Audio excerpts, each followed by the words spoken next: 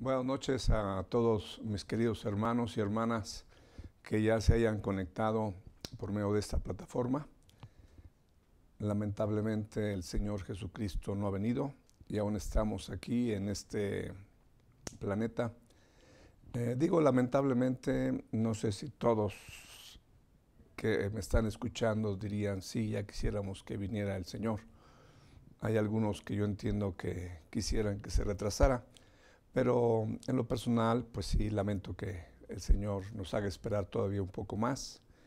Y es una oportunidad que tenemos para convivir ustedes y yo por medio de la palabra. Yo les he tratado de animar a, si acaso no lo hacen, a darle gracias a nuestro Dios por este maravilloso libro. Sin este libro andaríamos en la vida sin Cristo, sin Dios y sin esperanza. Sin este libro andaríamos en tinieblas y seguiríamos en la condición tan triste como la que tú y yo nos encontrábamos antes de conocer a Jesucristo. Así que yo espero que te unas a mi gratitud y que le demos gracias a Dios por este libro. ¿Por qué no inclinas tu rostro y oramos? Padre, gracias en esta hora por darnos este libro. Este libro, Señor, lo has usado para cambiar nuestras vidas, para traer esperanza a nuestros matrimonios, a nuestras familias, por agruparnos en un maravilloso cuerpo que es la iglesia. Gracias, Señor, por este libro que sin su ayuda, sin su guianza, mis hermanos y yo en el mundo, sin Cristo, sin Dios y sin esperanza.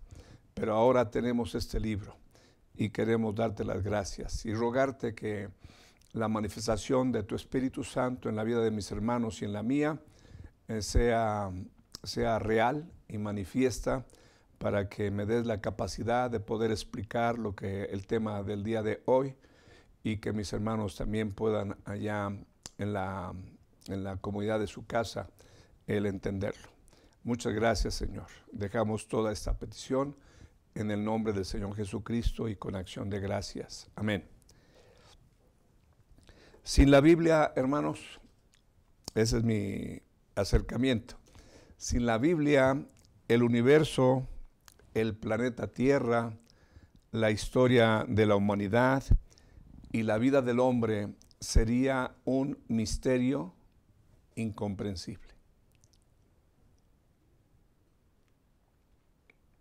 Con la Biblia en la mano y estudiándola, las cosas son diferentes. Solo la Biblia ofrece una justificación de la existencia del universo. La Biblia nos dice en Hebreos capítulo 1, versículo 1 y 2,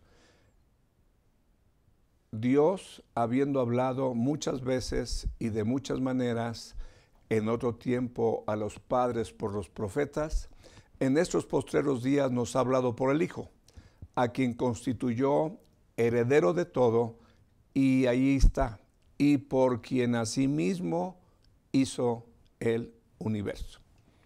¿Cuál es la justificación para este universo tan maravilloso? Es que hay un creador. Ese creador es Dios Hijo. Lo que nos dice el pasaje es que el Padre le encargó al Hijo la creación del universo. Y la verdad ha hecho una obra maravillosa. Gracias a los observatorios con tanto adelanto tecnológico, nos envían imágenes maravillosas de lo que hay allá arriba en el universo. Entonces, la Biblia es la que nos justifica el por qué existe el universo y nuestro planeta, porque dice en el capítulo 1, versículo 1 de Génesis, en el principio creó Dios los cielos y la tierra. Así que la teoría del Big Bang y todas las cosas alrededor de esa teoría, pues desde el punto de vista de la Biblia y de todos aquellos que creemos que este libro es la palabra de Dios, pues eso queda hecho a un lado. Creemos que el universo fue creado por un ser divino llamado Dios Hijo. y que Dios Hijo fue el que creó el planeta Tierra. Y Dios Hijo es el que creó al ser humano. Y es en la Biblia en donde encontramos las respuestas, las respuestas contundentes y veraces a las preguntas que se han hecho por siglos los seres humanos. ¿De dónde vengo? ¿Para qué estoy aquí? ¿De dónde vengo? ¿Quién soy? ¿De dónde vengo? ¿Para qué estoy aquí? Y al morir, ¿a dónde voy? Son 4 preguntas que han estado presentes en la mente de la humanidad y que la Biblia tiene la respuesta a cada una de ellas. Pensando únicamente en la historia de la humanidad registrada en la Biblia, uno se da cuenta que hay épocas históricas, hay etapas sucesivas en la historia que la Biblia registra. Quiero compartirte, así nada más mencionándolas, para ir dejando una plataforma para el mensaje. Quiero compartirte 9 etapas históricas de la humanidad en cuanto a la historia que está registrada en este libro. La primera etapa, la primera época es la época de la inocencia. Tú puedes leer esto en Génesis capítulo 2. En la época, no sabemos cuánto duró, cuando Adán y Eva vivieron en armonía con su Creador, en perfecta obediencia y llevando a cabo las tareas que le encomendó. En esa época, Adán le puso nombre a todos los animales de la tierra. Y, o sea, fue un trabajo, yo creo que considerable. Y Eva, pues a saber qué estaba haciendo por ahí, pero sin duda le estaba acompañando. Esa es la época que se le califica como la inocencia, Génesis capítulo 2. No había pecado, andaban en obediencia. Otra época es la época del gobierno humano. Una vez que Eva y Adán pecaron, fueron echados fuera del jardín del Edén, comenzaron a multiplicarse los hombres. En el capítulo 6 de Génesis ya había una gran cantidad de hombres, la maldad de ellos era de continuo en sus pensamientos, acciones, y Dios decide raer de la tierra a la humanidad y entonces manda el diluvio, y después del diluvio, en el capítulo 10 de Génesis, ahí se ve cómo ya los descendientes de Sem, Cam y Jafet, los 3 hijos de Noé, se van multiplicando y ya se lee ahí que ya hay reinos. Entonces, la segunda época es la época del gobierno humano. Los hombres se agrupan por afinidad de idiomas, de dialectos, de lenguas, y entonces en alguna forma logran organizarse, establecer una estructura en la sociedad, y ya se habla de algunos reinos. Está también después en el capítulo Génesis 12 al 50 de Génesis, lo que podríamos llamarle la época patriarcal. De ese conjunto de naciones hubo un hombre al que Dios llamó del reino de los caldeos, ahí en Ur de los Caldeos. Ahí el Señor llamó a Abraham, y con Abraham comienza una época que le podemos calificar como la época patriarcal, desde Génesis 12 a Génesis capítulo 50.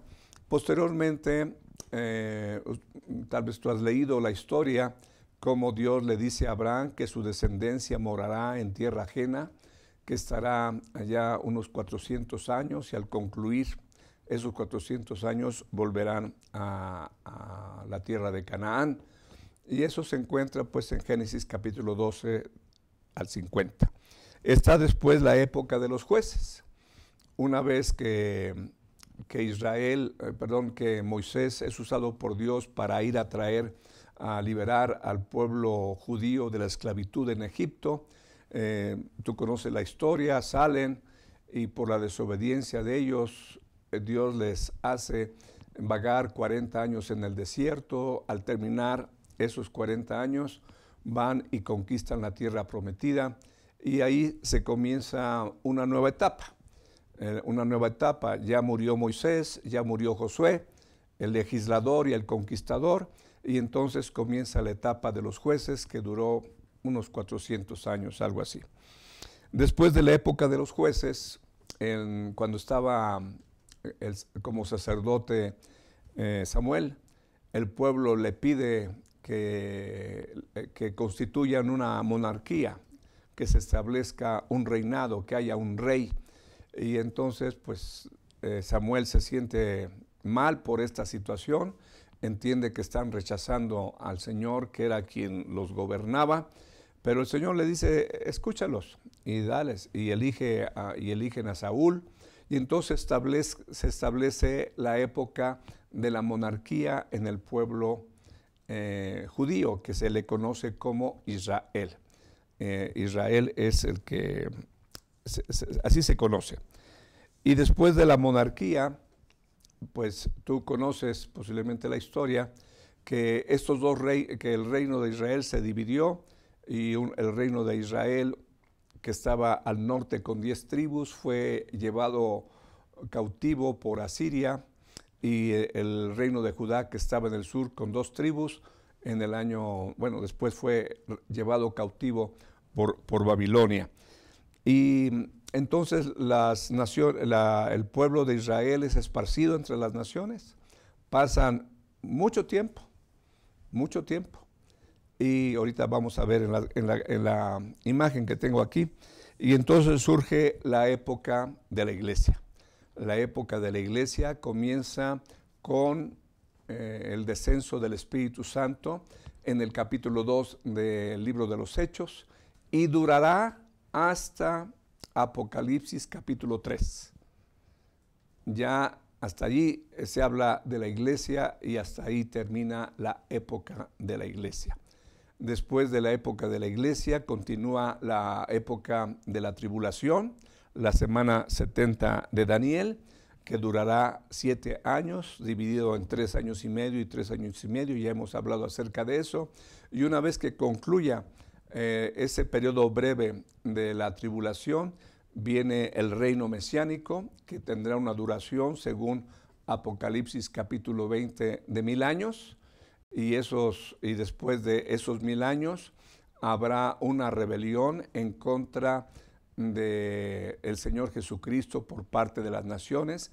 Eso está anticipado en el libro de los Salmos, en el Salmo número 2.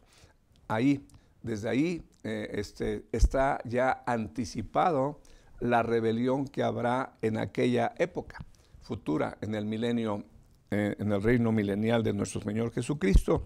Y después que concluye el milenio con la destrucción de esos ejércitos y la desaparición del cielo y la tierra actual, entonces viene el estado eterno con una nueva creación, cielo nuevo y tierra nueva.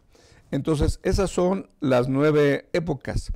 Creo que se me olvidó decirte, el pasaje para época de los jueces está en el libro de los jueces. Para la monarquía está en 1 de Samuel hasta 2 Crónicas. Ahí tiene que ver con la monarquía de Israel. La época de la iglesia, desde Hechos capítulo 2 hasta Apocalipsis capítulo 3. La época de la tribulación, de Apocalipsis 6, si te lo dije, hasta el 19. El reino mesiánico en Apocalipsis capítulo 20, y el estado eterno, lo que así se le llama el estado eterno, Apocalipsis 21 y 22. Entonces son 9 épocas que encontramos de la historia que es registrada en la Biblia. Ahora, si impones, ya te envié la imagen, esta imagen que está aquí en el pizarrón, ya te la envié en Vendré otra vez, y yo espero que le eches un ojito y que o puedas poner atención. Después podías verlo en Vendré otra vez. Esta línea es la línea de la historia humana hasta el milenio. Y comenzamos aquí, comento algunas cosas, ya hablamos que la primera etapa de la humanidad es la etapa de la inocencia. Después viene el gobierno humano, cuando el ser humano se agrupa y ya forma reinos y ciudades, y después surgen ya los imperios. La Biblia nos habla del imperio egipcio, el imperio asirio, nos habla del imperio babilonio, del imperio griego y del imperio romano. Mientras está gobernando el imperio romano en una gran parte del mundo, norte de África, todo Medio Oriente, Asia Menor y el norte de Europa hasta parte de Inglaterra, entonces Roma está gobernando, y en esa época, la época de Augusto, le llaman la época, la Pax Romana, cuando Augusto César estableció paz en todo el imperio romano. En esa época es cuando el Señor Jesucristo nace. Se dice que fue empadronado en el tiempo de Augusto César. A esa época se le llama la Pax Romana, donde había tranquilidad, y entonces ellos podían hacer sus movimientos. La iglesia nació en esa época. No había convulsiones, guerras entre imperios.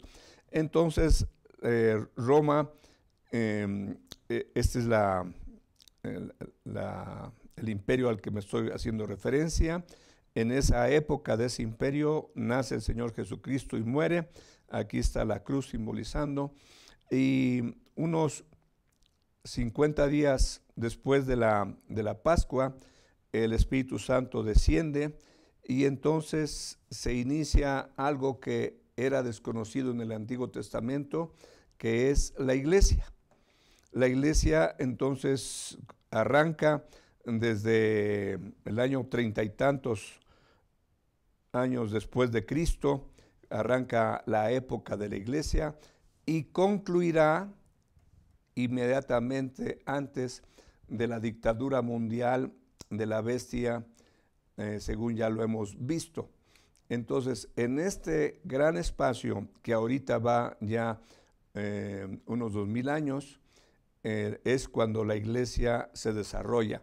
En esta época están los imperios mundiales, como Inglaterra, como España, como Portugal, y aquí más adelante hay otros imperios mundiales, pero ya llegamos a la época en donde se habla de potencias mundiales, como por ejemplo Rusia, como por ejemplo China, como por ejemplo Estados Unidos, imperios mundiales que tienen una gran participación en los acontecimientos del mundo. Aquí estamos hablando en este fragmento de la imagen que les comparto, es la dictadura mundial de la bestia. Y una vez que concluye la dictadura mundial de la bestia, se establece el reino milenial, en donde estará presente la iglesia, Israel, los gentiles, las naciones y la iglesia. Entonces aquí ustedes ven el desarrollo de todos estos acontecimientos a nivel mundial, que es necesario tenerlos en cuenta para responder la pregunta que le hacen al Señor Jesucristo: ¿qué señal habrá de tu venida y del fin del siglo? El tema de esta noche se llama el fin del siglo.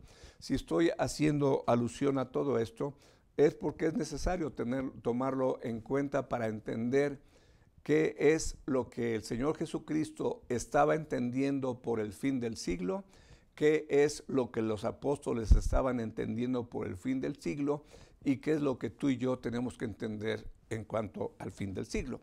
En la parte superior de este diagrama está la historia de Israel. Mira, aquí está el nombre de Israel, aquí está el nombre de Israel. Ya comenté algo acerca de esto, que cuando nos enfocamos la historia de la humanidad en Israel, pues hay una época de patriarcas, una época de jueces, una época de la monarquía. Y ojo aquí, cuando la monarquía se inicia con el rey Saúl. 40 años después de su reinado, muere en una batalla y entonces surge el reinado del rey David. Curiosamente también dura 40 años y él muere no en batalla, sino muere en su cama, y posteriormente surge el reinado de Salomón, que también dura 40 años, y después de Salomón le sucede Roboam, su hijo, y en el tiempo de su hijo, de Roboam, Dios le había dicho a Salomón que iba a romper el reino, pero por amor a David no lo iba a hacer en los días de Salomón, sino en los días del hijo de Salomón, que es Roboam. Y entonces, a partir de que Roboam llega al trono, entonces por decisiones malas se le divide el reino. 10 tribus se van e integran el reino de Israel. 2 tribus se quedan en el sur, que es Benjamín y Judá, y componen el reino de Judá. Entonces, Israel se dividió, el pueblo de Israel se dividió en 2 partes. Israel al norte con 10 tribus y Judá al sur con 10 tribus.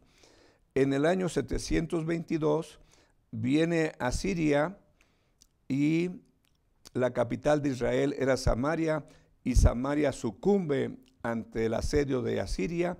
Asiria toma a los judíos de Israel y se los lleva y los esparce en los territorios conquistados por Asiria. Judá continúa un tiempo más, como tú puedes ver aquí, un tiempo más. Israel fue llevado cautivo en el 722, Judá en el 586. Es la última ocasión que llegan los babilonios y toman la ciudad, y derriban el templo y destruyen la ciudad, etc. Entonces, en Israel fue el imperio asirio el que lo venció, y en Judá fue el imperio babilonio. Entonces, desde el año 586, Israel fue esparcido, tanto Israel como Judá. Israel en el 722, Judá en el 586, fueron esparcidos entre las naciones. Y duró esa condición mucho tiempo. ¿Por qué no vamos a Hechos capítulo 2, versículos 7 al 11? Vamos ahí, por favor.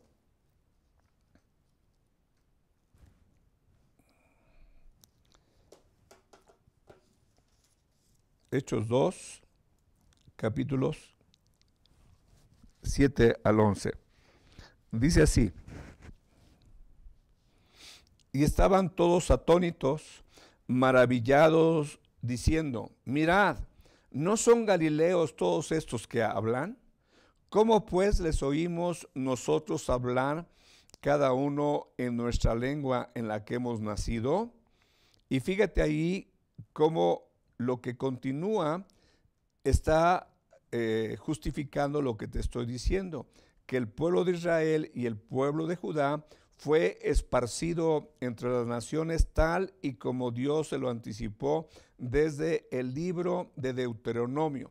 Desde el libro de Deuteronomio, el Señor le anticipó que si Israel se rebelaba contra Dios y se iba en pos de la idolatría, Dios lo iba a esparcir entre las naciones. Pero le dio una promesa: si tú te arrepientes, de entre las naciones donde te habré esparcido, te voy a recoger. Entonces, en este caso, fíjate por favor, ¿quiénes son los que están allí? Partos, versículo 9, medos, elamitas y los que habitamos en Mesopotamia, en Judea, Capadocia, en el Ponto y en Asia, en Frigia y Panfilia, en Egipto, en las regiones de África más allá de Cirene, y romanos aquí residentes, tanto judíos como prosélitos, cretenses y árabes, les oímos hablar en nuestras lenguas las maravillas de Dios y estaban atónitos y perplejos, diciéndose unos a otros, ¿qué quiere decir esto? Si estoy leyendo este pasaje es porque allí se nos está diciendo ya que Israel está esparcido entre las naciones, tal y como Dios se lo prometió, se lo aseguró, se lo advirtió, y entonces Israel ya está entre las naciones. Ese mismo dato se encuentra en Santiago capítulo 1, versículo 1. Fíjate por favor lo que allí dice. Santiago, siervo de Dios y del Señor Jesucristo, a las 12 tribus que están en ¿dónde? En la dispersión, o sea, fuera de Judá, en las naciones que están en la dispersión. Y salud les dice. Y en primera de Pedro, capítulo 1, versículo 1, dice: Pedro, apóstol de Jesucristo, a los expatriados de la dispersión en el Ponto, Galacia, Capadocia, Asia y Bitinia. Ahí nuevamente el apóstol Pablo menciona 5 regiones geográficas en donde están judíos y a ellos les envía esta carta. Así que entonces con esto lo que quiero es darte un panorama para llegar a contestar la pregunta que le hacen al Señor Jesucristo. Después de que el pueblo judío está esparcido entre las naciones, y eso duró muchísimos años, hasta que en el año 1948, el 14 de mayo de 1948, como acuerdo de las Naciones Unidas, en ese día, por votación de ellos, establecen y hacen nacer al Estado de Israel, y eso fue en el año 1948, el 14 de mayo. Entonces, esa dispersión duró, bueno, estamos ahorita hablando de 1948 en la época cristiana, pero recordemos que ellos fueron esparcidos desde el año 586, Judá, y desde el año 722 Israel. Así que su esparcimiento entre las naciones pues ha durado un gran tiempo, hasta que se constituyó el Estado de Israel, y poco a poco han ido trasladándose a la tierra de los antepasados. Los judíos a la tierra de sus antepasados han ido trasladándose, hasta que ha ido aumentando la población del Estado de Israel.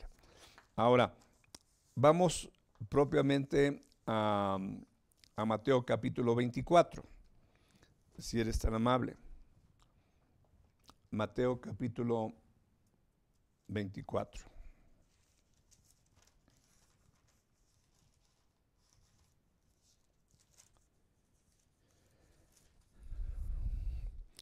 Dice en el pasaje, desde el versículo 1 dice: cuando Jesús salió del templo y se iba, se acercaron sus discípulos para mostrarle los edificios del templo. Y quiero decirte que hay registros históricos de que el templo que está aquí, al que hacen referencia, es un templo al que engrandeció Herodes el Grande. El templo al que hacen referencia es el que se construyó en el tiempo de Ageo y de Nehemías. Y aquí están haciendo referencia y mostrándole los edificios del templo, no el edificio del templo, sino los edificios del templo. Así que había varios edificios que componían las instalaciones del templo, y los apóstoles que vivían en Galilea y que de cuando en cuando irían a Jerusalén, pues estaban asombrados ante la belleza, ante la magnificencia de ese templo. Y respondiendo, versículo 2, dice: respondiendo él les dijo: ¿veis todo esto? De cierto os digo que no quedará aquí piedra sobre piedra que no sea derribada. No quedará aquí piedra sobre piedra que no sea derribada. Y entonces, estando ya sentado en el monte de los olivos, los discípulos en el versículo 3 se le acercan aparte y le preguntan: dinos cuándo serán estas cosas y qué señal habrá de tu venida y del fin del siglo. Aquí en esta pregunta hay tres preguntas incluidas. La primera pregunta es: ¿cuándo serán estas cosas?, que se refiere a la destrucción del templo y de la ciudad a la que el Señor Jesucristo hizo referencia en su profecía. Después, ¿qué señal habrá de tu venida y del fin del siglo? En las enseñanzas que tenemos allí en Facebook y en YouTube está la enseñanza sobre la segunda venida del Señor Jesucristo en Mateo, y también la segunda venida del Señor Jesucristo en Mateo 24. Para, si tienes interés, podrías ver eso, oír esas dos enseñanzas que vienen a complementar lo que ahorita te voy a compartir. Lo que no contestamos en aquellas dos enseñanzas, tanto en Mateo, en el Evangelio de Mateo, la segunda venida, como la segunda venida exclusivamente en Mateo 24, la pregunta que no contestamos es la última: ¿qué señal habrá del fin del siglo? ¿A qué se refiere con el fin del siglo? ¿A qué se refiere? No es lo que tú piensas, lo que yo pienso, sino qué es lo que pensaban ellos. ¿Qué pensaban ellos? Eso es importante que tú y yo lo tengamos en mente. Y mira, por favor, en lo que está pensando el Señor Jesucristo cuando hablan del fin del siglo. Mateo 24, versículo 29 y 31. E inmediatamente después de la tribulación de aquellos días, el sol se oscurecerá. Mateo 24, 29. Leo nuevamente. E inmediatamente después de la tribulación de aquellos días, el sol se oscurecerá y la luna no dará su resplandor, las estrellas caerán del cielo y las potencias de los cielos serán conmovidas. Entonces aparecerá la señal del Hijo del Hombre en el cielo, y entonces lamentarán todas las tribus de la tierra y verán al Hijo del Hombre viniendo sobre las nubes con poder y gran gloria, y enviará sus ángeles con gran voz de trompeta, y juntarán a sus escogidos de los cuatro vientos, desde un extremo del cielo hasta el otro. Ahora, teniendo en mente esto, pasemos a Mateo 25, versículo 31. Fíjate por favor lo que dice ahí: cuando el Hijo del Hombre venga en su gloria y todos los santos ángeles con él, entonces se sentará en su trono de gloria, y serán reunidas delante de él todas las naciones, y apartará los unos de los otros, como aparta el pastor de las ovejas de los cabritos, y pondrá las ovejas a su izquierda y los cabritos a su derecha. Y pondrá las ovejas a su derecha y los cabritos a su izquierda. Entonces el rey dirá a los de su derecha: venid, benditos de mi Padre, heredad el reino preparado para vosotros desde la fundación del mundo. Porque tuve hambre y me diste de comer, tuve sed y me diste de beber, fui forastero y me recogisteis, estuve desnudo y me cubristeis, enfermo y me visitasteis, en la cárcel y vinisteis a mí. Entonces los justos le responderán diciendo: Señor, ¿cuándo te vimos hambriento y te sustentamos, o sediento y te dimos de beber? ¿Y cuándo te vimos forastero y te recogimos, o desnudo y te cubrimos?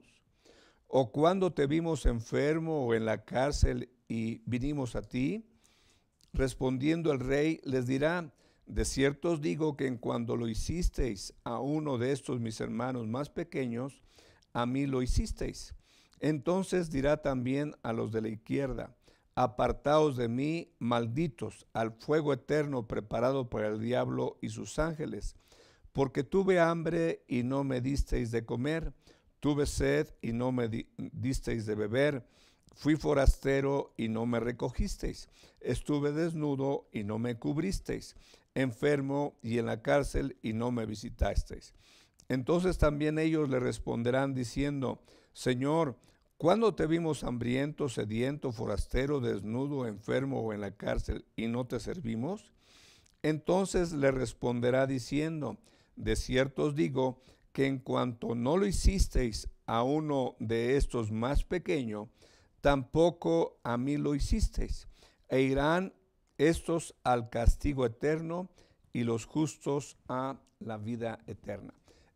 Entonces, la pregunta es: ¿en qué estaba pensando el Señor Jesucristo cuando se habló acerca del fin del siglo? ¿A qué se refirió él y a qué se referían los apóstoles? Entonces, viendo aquí nuestro diagrama, en este espacio que corresponde a este espacio, los apóstoles le preguntan: ¿cuándo será el fin del siglo? El fin del siglo entonces tiene que ver con la conclusión de la dispersión del pueblo de Israel entre las naciones y con la instauración del reino mesiánico en la tierra. Ellos, cuando preguntaron qué señal habrá del fin del siglo, no estaban pensando en la iglesia, porque ellos no entendían lo de la iglesia. No estaban pensando en el arrebatamiento, no estaban pensando en la transformación del cuerpo y la resurrección de los muertos. Ellos no tenían eso en mente. El Señor Jesucristo tenía en mente, ¿qué cosa? El establecimiento del reino mesiánico. El establecimiento del reino mesiánico, porque cuando está hablando Mateo 24, está hablando en Mateo 24 de la tribulación y de la gran tribulación. Desde el capítulo 4, versículo 4 de Mateo al versículo 14 está hablando de la primera parte de la tribulación, y del 15 en adelante está hablando de la gran tribulación, la última parte de la semana 70 de Daniel. Entonces, cuando está hablando lo que leímos, estamos hablando cuando ya concluyó la tribulación, la semana 70. Entonces, el fin del siglo es toda esta época en donde Israel fue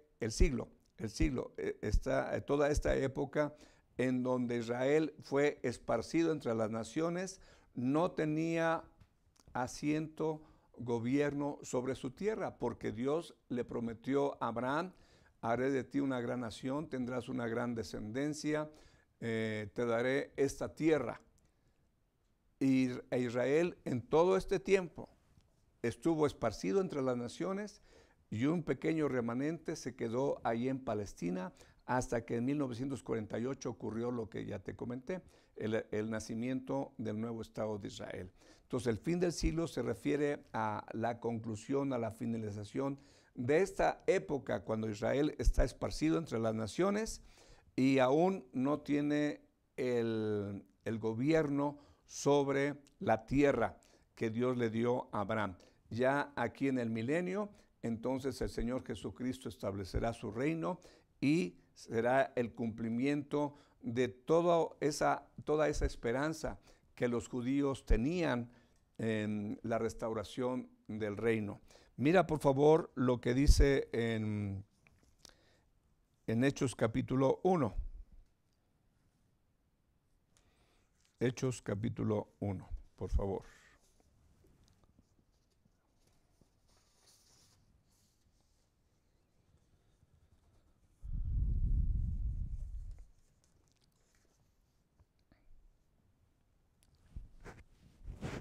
Dice así, leo desde el versículo 1. En el primer tratado, oh Teófilo, hablé acerca de todas las cosas que Jesús comenzó a hacer y enseñar, hasta el día en que fue recibido arriba después de haber dado mandamiento por el Espíritu Santo a los apóstoles que había escogido, a quienes también después de haber padecido se presentó vivo con muchas pruebas indubitables, apareciéndoseles durante 40 días y hablándoles acerca del reino de Dios. Y estando juntos, les mandó que no se fueran de Jerusalén, sino que esperasen la promesa del Padre, la cual les dijo, oísteis de mí, porque Juan ciertamente bautizó con agua, mas vosotros seréis bautizados con el Espíritu dentro de no muchos días. Entonces los que se habían reunido le preguntaron, fíjate por favor, ¿cuál es la pregunta? Señor, ¿restaurarás el reino a Israel en este tiempo? En eso estaban pensando los apóstoles. Cuando le preguntaron, Señor, dinos qué señal habrá de tu venida, cuándo serán estas cosas, qué señal habrá de tu venida y del fin del siglo. Entonces se estaban refiriendo a este momento, cuando Israel iba a ser restaurado, el reino de Israel iba a ser restaurado. Y vamos a leer unas porciones bíblicas que fueron profetizadas, fíjate, aquí están en esta parte de abajo. Es una profecía que fue dicha por Isaías en la época de la conclusión del imperio asirio y el surgimiento del imperio babilonio. En ese año, en el siglo VIII antes de Cristo, dice lo siguiente. Vamos a ver Isaías 11, 11 y 12. Isaías 11, 11 y 12. Para que entendamos en qué estaba pensando el Señor Jesucristo y qué estaban pensando los apóstoles cuando le hicieron la pregunta a nuestro Señor. Dice, mira, versículo 11. Asimismo acontecerá en aquel tiempo que Jehová alzará otra vez su mano para recobrar al remanente de su pueblo que aún quede en Asiria, Egipto, Patros, Etiopía, Elam, Sinar, Amad y en las costas del mar. Y levantará pendón a las naciones y juntará a los desterrados de Israel y reunirá los esparcidos de Judá de los 4 confines de la tierra. ¿Te fijas en qué estaban pensando ellos? En ese momento, cuando los esparcidos iban a ser reunidos nuevamente y se iba a cumplir los pactos concertados con Abraham, ratificados con Isaac y Jacob, y los pactos llevados a cabo con el pacto llevado a cabo con David y el pacto nuevo del cual habla Dios con el profeta Isaías. Entonces ellos están pensando en eso. Cuando están en la Santa Cena, el Señor Jesucristo hace alusión al pacto nuevo concertado por Dios con el pueblo a través del mensaje profético de Jeremías, cuando le dice, esta es la nueva copa del pacto en mi sangre, que por muchos es derramada para remisión de los pecados. Y él aclara que ya no volverá a beber el fruto de la vid hasta que lo beba nuevo en el reino de Dios. Entonces se están refiriendo a esta época, el fin del siglo, a la conclusión el esparcimiento de Israel entre las naciones y al inicio de esa era que le llaman la era dorada de la profecía, en cuando venga a reinar el Mesías de Israel en Jerusalén, el Señor Jesucristo, siendo Israel cabeza de las naciones, y las naciones subirán a a Israel. No sé si recuerdas que en el Salmo 138 dice, te alabarán, oh Jehová, todos los reyes de la tierra, porque han oído los dichos de tu boca y cantarán de los caminos de Jehová.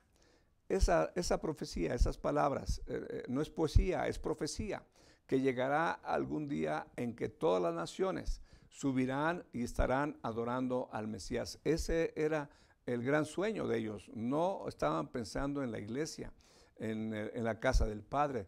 Estaban pensando en el reino prometido a David, que en Jerusalén, en la tierra, iban a reinar de manera universal el pueblo judío. Y vamos a Jeremías capítulo 23. Y hay muchos pasajes más. Ahorita nada más estoy tomando dos. Pero esta esperanza del reino mesiánico está regada entre los profetas. Y mira en el capítulo 23, versículos 5 al 8 de Jeremías. Dice así el pasaje. He aquí, vienen días, dice Jehová, en que levantaré a David renuevo justo, y reinará como rey, el cual será dichoso y hará juicio y justicia en la tierra. En sus días será salvo Judá, e Israel habitará confiado, y este será su nombre con el que le llamarán Jehová, justicia nuestra. Por tanto, he aquí que vienen días, dice Jehová, en que no se dirá más, vive Jehová que hizo subir a los hijos de Israel de la tierra de Egipto, sino vive Jehová que hizo subir y trajo la descendencia de la casa de Israel de la tierra del norte y de todas las tierras a donde yo los había echado. Habitarán en su tierra y habitarán en su tierra. Ahí está entonces nuevamente la profecía en la época. Fíjate en qué época se está pronunciando la profecía. En la época, en el siglo VIII y en el siglo VI por un lado Isaías y por otro lado Jeremías. Y esta línea que está aquí es que se proyecta hasta esta época, la época del milenio. Isaías está profetizando acerca del milenio, Jeremías está profetizando acerca del milenio, y estos dos pasajes ya los leímos hace unos momentos, Mateo 24 y Mateo 25, y el Señor Jesucristo está profetizando de este evento. Entonces, con eso lo que quiero decirte, que el fin del siglo se refiere a la conclusión del esparcimiento del pueblo judío entre las naciones. Actualmente estamos viendo en nuestra época, desde 1948, que había allá en Israel, había un remanente que se mantuvo allí viviendo. Se estableció la nación y poco a poco fueron llegando judíos y judíos y judíos y judíos y judíos. Según entiendo, ahorita hay más de 8 millones de habitantes allí en Israel, si mal no recuerdo, hace tiempo leí ese dato, y seguirán llegando. Y una de mis oraciones, cuando oro por Israel, es pedirle al Señor que a toda la gente, a todos los israelitas que están diseminados entre las naciones, Dios les dé la oportunidad y los medios para poder trasladar a la tierra de sus antepasados. Hay una organización cristiana que se llama Operación Éxodo. Esa Operación Éxodo, no recuerdo cuándo surgió, pero sí ya tiene, pues yo me imagino que unos 50 años o más. Poco tiempo después de que fue anunciado el establecimiento del reino, del surgimiento de Israel como nación, es que esta Operación Éxodo, formada por cristianos, si mal no recuerdo, fue un creyente en Jesucristo inglés el que dio ese paso, Y de esa manera esa operación Éxodo recauda fondos para poderlos enviar a lugares a donde están localizados judíos y poderles suministrar esa ayuda para que ellos puedan regresar a su patria. Y se vaya cumpliendo la profecía que Dios dijo, lo que Él garantizó, de donde yo los haya esparcido, los voy a recoger. Y se está llenando el territorio israelita de muchos judíos que estaban esparcidos allá en el mundo. Y ellos han llegado a hacer una gran contribución a la vida nacional de Israel. Entonces, repito, tanto el Señor Jesucristo como los apóstoles estaban pensando en la conclusión de esta etapa y la introducción al milenio. Yo espero que esta enseñanza pues te ayude a entender lo que te dije al principio, o te asegure en ello de que es la Biblia el único libro que nos da una explicación coherente de hacia dónde se dirige la humanidad. La humanidad sin la Biblia, pues a saber a dónde va. Pero con la Biblia ya sabemos, bueno, a saber a dónde va, pues ya va la destrucción. Pero ya con la Biblia entendemos que hay todo un programa maravilloso que Dios fue soltando poco a poco a los profetas, de tal manera que ahora que tú y yo tenemos este maravilloso libro y que tenemos desde Génesis hasta Apocalipsis, porque muchos de los escritores pues no tenían la bendición de tener todo el libro completo. Tenían fragmentos, tenían algunos libros, pero tú y yo tenemos la dicha de poseer la Biblia completa. Y tenemos la dicha de poder entender que su palabra es veraz. No es fácil. Hay muchas cosas que luego nos enredan y no sabemos cómo ubicarlas. Yo lo entiendo, no podías esperar algo diferente. Si fue un libro escrito por más de 40 autores en casi unos 2000 años,